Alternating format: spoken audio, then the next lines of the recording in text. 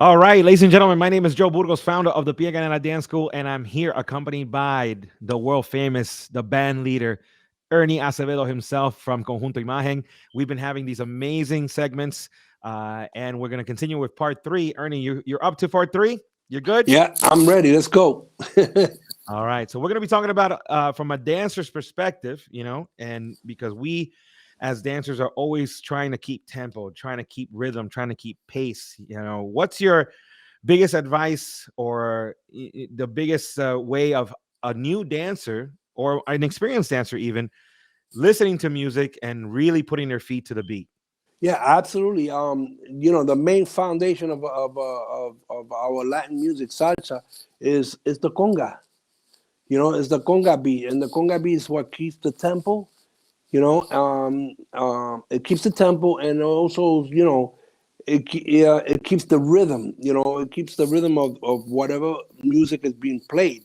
So it's what holds the piano and bass and whatever, et cetera, et cetera. But that's the main. The conga is the beat. And once you hear that, dun dun kapak taka dun dun kapak taka dun dun kapak, it's the same pattern, but it stays repetition, but it's dun dun kapak taka dun dun kapak. That once people listen to that, forget it. You shouldn't. There should be no reason. Even though you guys, this as you said, you start music dancers to count in tempo. You know what I mean? So they know where to fall, because I know when your guys are counting, you're counting on the tempo of what we're doing, on the pattern of what we're playing. Right. So I know that that's the most for me, that I'm gonna say the conga is the mother foundation of salsa. Period.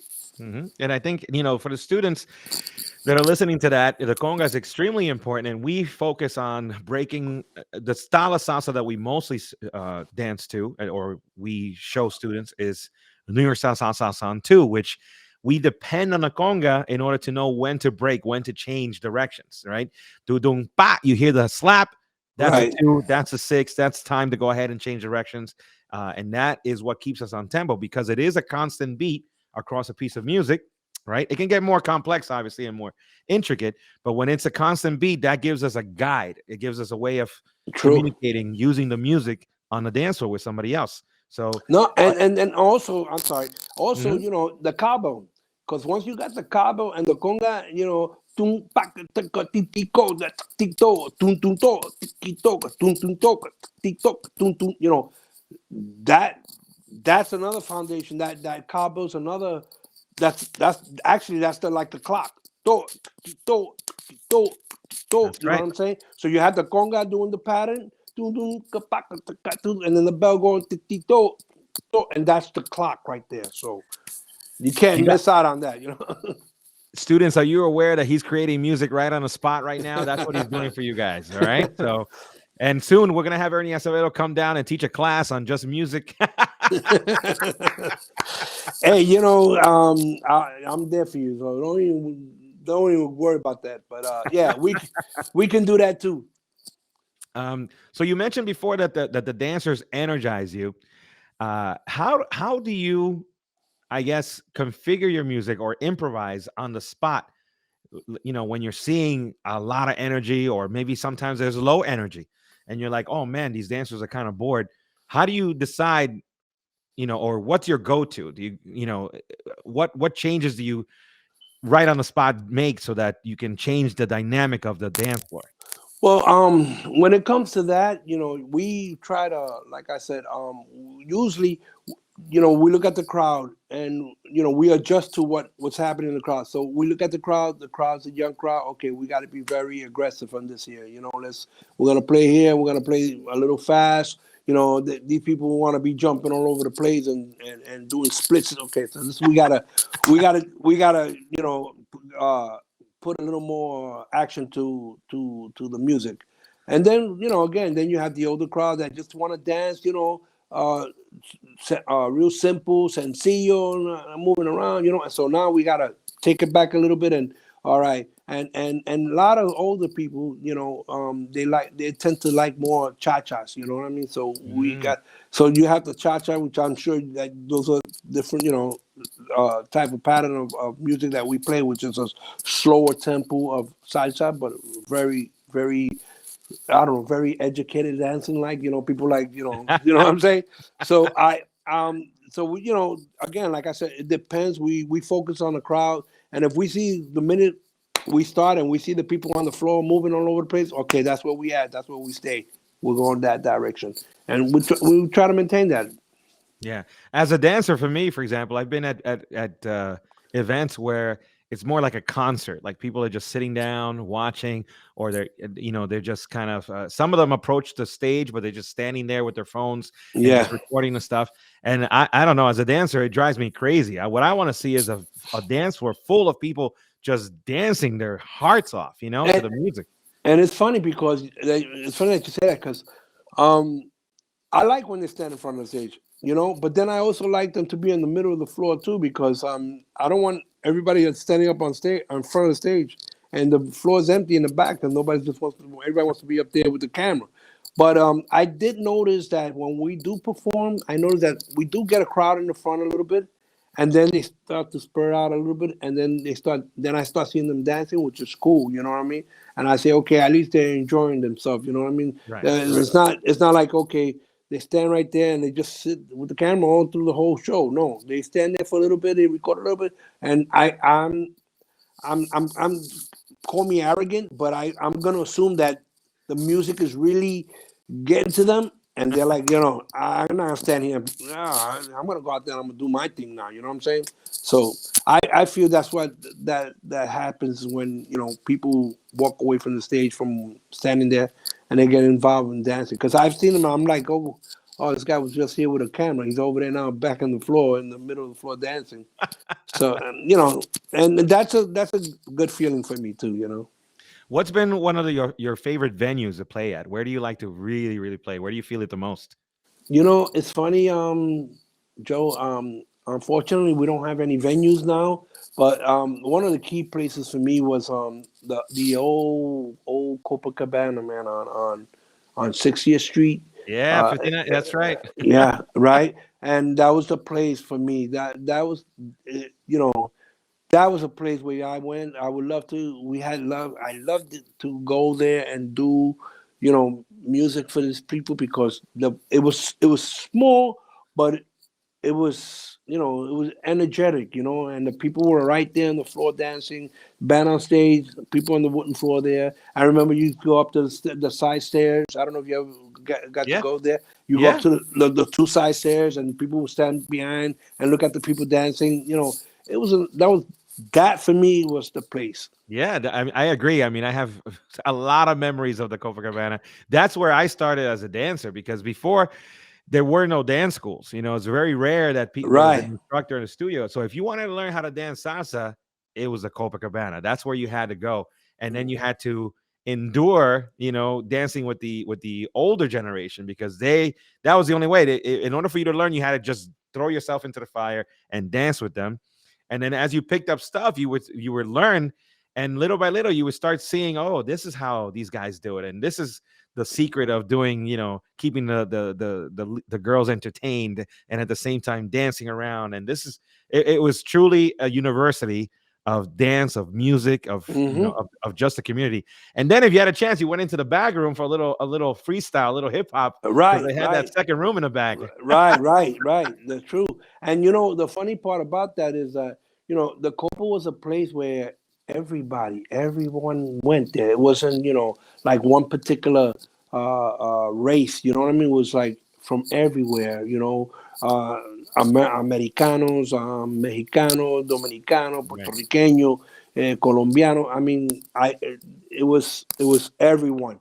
Well, that was Uh, that was due to the location because the location was right in Midtown Manhattan, right. Right. So that Right. was the best part. I think SOBs is kind of like that because SOBs attracts, Uh huh. the downtown crowd, a very mixed crowd, and they tend to also attract the crowd from Brooklyn because it's easy, for them It's to commute. closer, yeah, yeah, Exactly, it's closer there. yeah. So, but don't let that stop you guys. Wherever you are and wherever you're listening, this And listen, come from everywhere. right over the Hudson, man. You got Jersey, man. You just come over, man. You know what I'm saying? Yeah, absolutely, Yeah. absolutely. What? Okay, so that was your favorite venue. What was the worst venue? What's the venue? Uh, Don't say SOBs. oh wow, man. No, you know, I really don't want to put anybody in the spot, but we had a few places that man, we got to play there, but it was work. You know what I'm saying? Sure. There's some places, but I would not rather I'd rather not mention. But there, yeah, we had some really crappy plays that we performed, and we had to do it. And honestly, at the time, when we were performing so much, I had a manager. You know what I mean? And whatever he booked, I had to do. Right. He was like, okay, look, this is your schedule for the week. Tuesday you're at the Copa. Wednesday you're at a Broadway 96. Thursday you're at Fuego Fuego. Broadway Friday. 96. Oh my goodness. You're bringing Yeah, us back. Oh yeah. man. I'm saying, I was doing all this Chase and Swat. The what was Tapestry, which is Willie Steakhouse now. Yeah. What else? Side Street, Elegante in Jersey. So we were performing pretty much on a lot of different places, and then we were like I said, we were running from the Bronx to Brooklyn to play at Casa Borinquen, from Casa Borinquen back to Woo! you Casa know Borinquen, Casa yeah, Quisqueya eventually. yeah, Wow. yeah, and then forget it. All up in Washington Heights. Those guys had Fuego Fuego. They had a Trocadero, Las Vegas, Oasis. What was the Studio 84? Oh, Cabo Rojeño, bro. And Those, it's those were the days, man. Those were the and days. yeah, it is a shame, man. We right now. I mean, I'm surprised. I from what I hear, Copa's coming back. So I don't know if they're bringing any live salsa, but Mhm. they, from what I understand, they're back around, and and SOBs. I'm hearing SOBs also is doing a lot of stuff there. So I'm looking forward for this thing with SOBs, man, because it's been years that I haven't been there. So Right. Right. Awesome. Awesome. Do you still get nervous before getting on stage after all these years? you know what? It depends. It depends. Not really, man. I mean, I love it. It's a part of me that that I can't say that I'm like all nervous.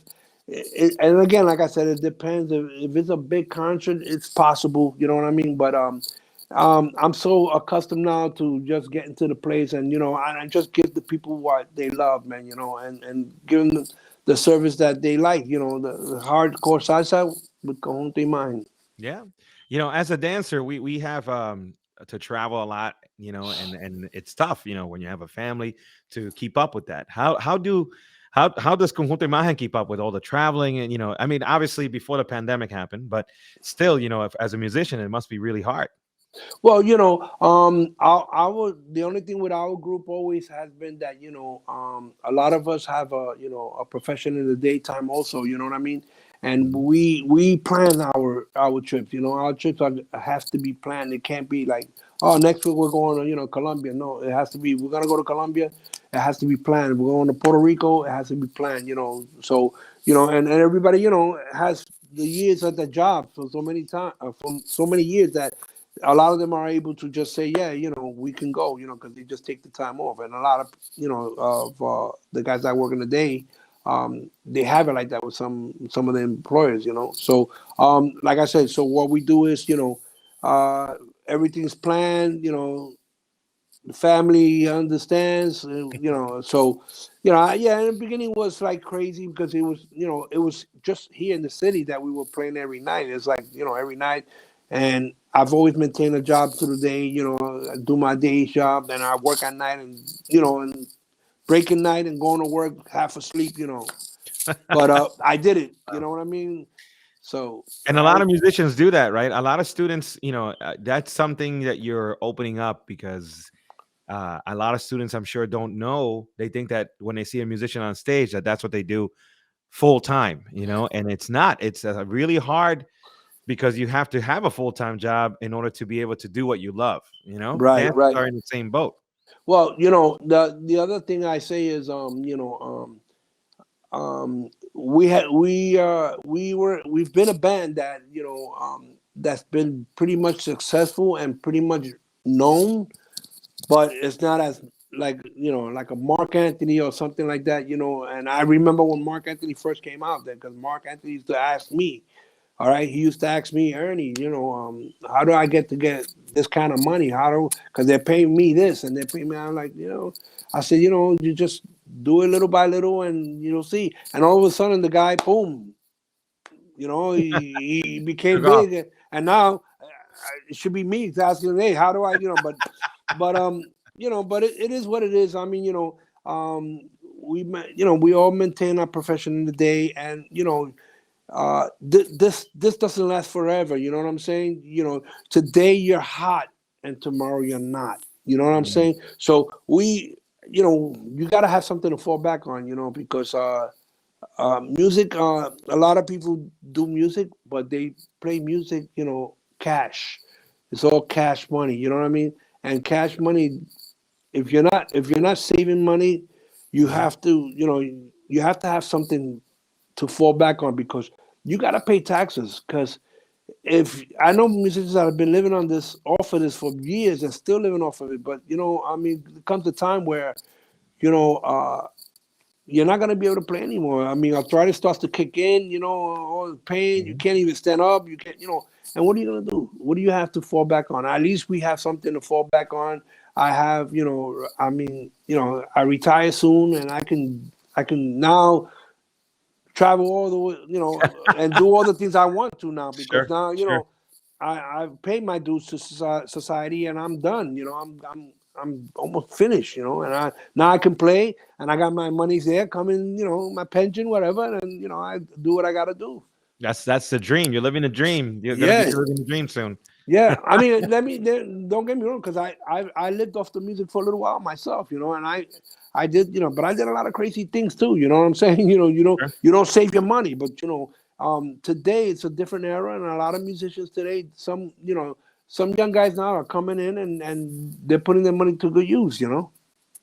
Awesome, awesome. Let me take a step back here, because we've already kind of discussed how important it is for musicians to know their music, their instrument, their profession. For dancers, it's the same thing.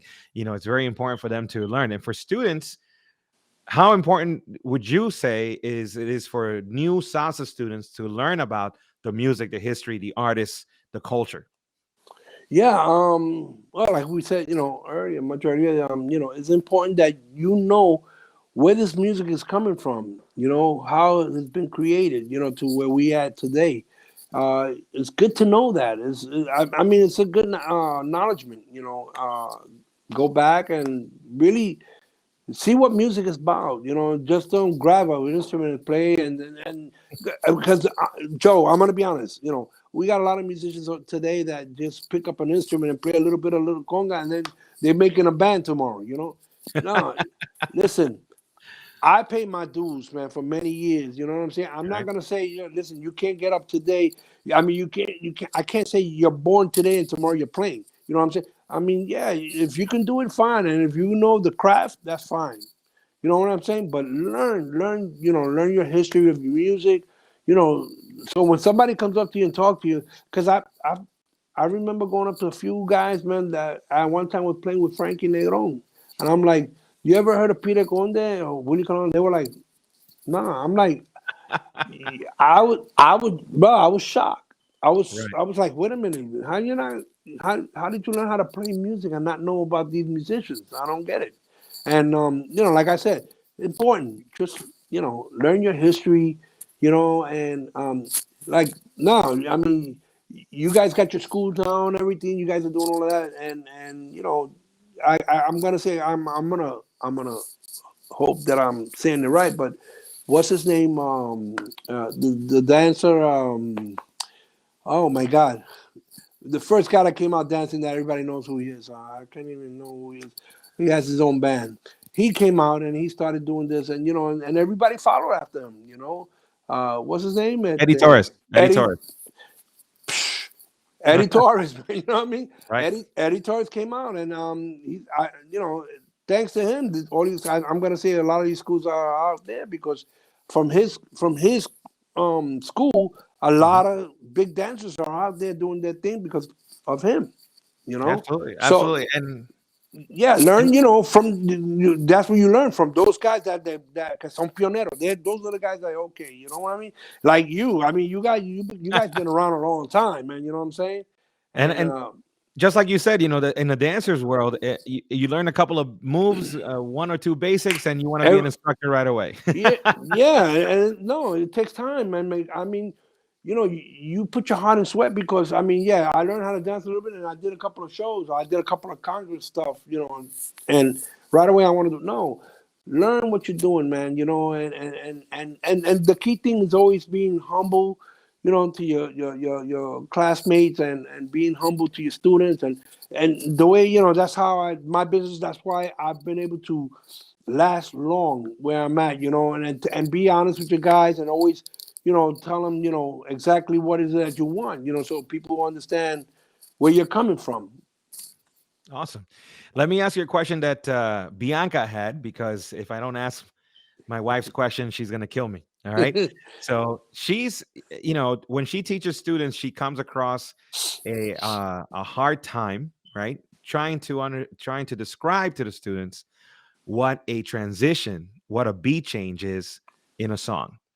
For us, we hit a clave one way and all of a sudden the clave is changed within a song. So, can you give the students any tips from a musician standpoint, how beat changes come about and how, why they come about and how you use them? Yeah.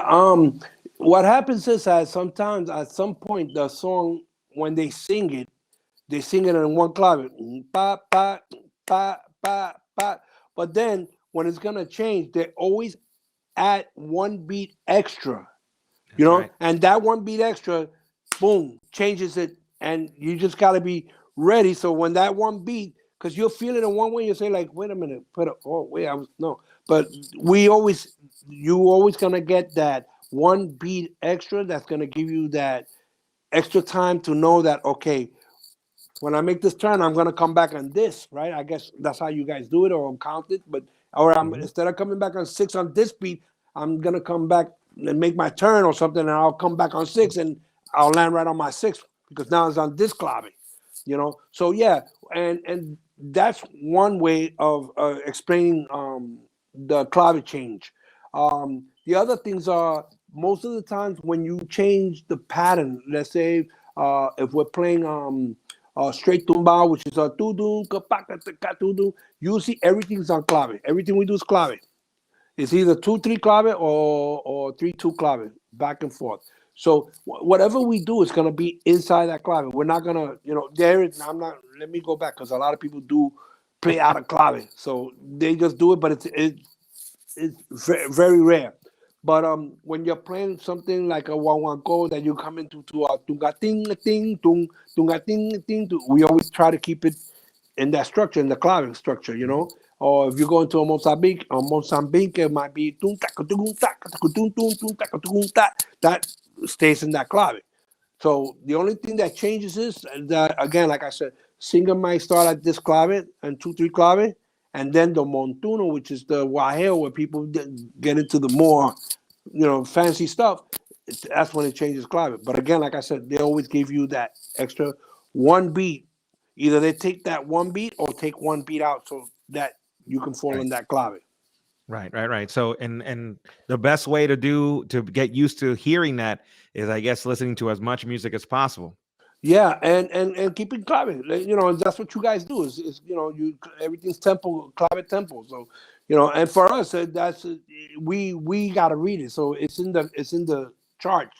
Where it says okay, this starts at 2-3 clave, and when it comes to the mambo part, it goes to 3-2 clave. And then after the mambo part, it goes right back to 2-3.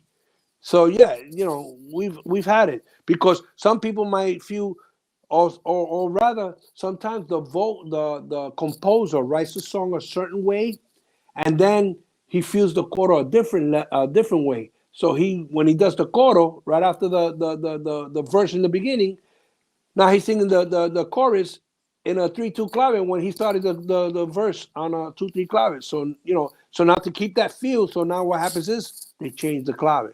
They changed the cloud. Right, right, Yeah. right. Oh, I hope Bianca gets a good answer from there. Yeah. Tell me about as we close off this interview. This is the final episode right here. So, what's the future for Conjunto Imagen?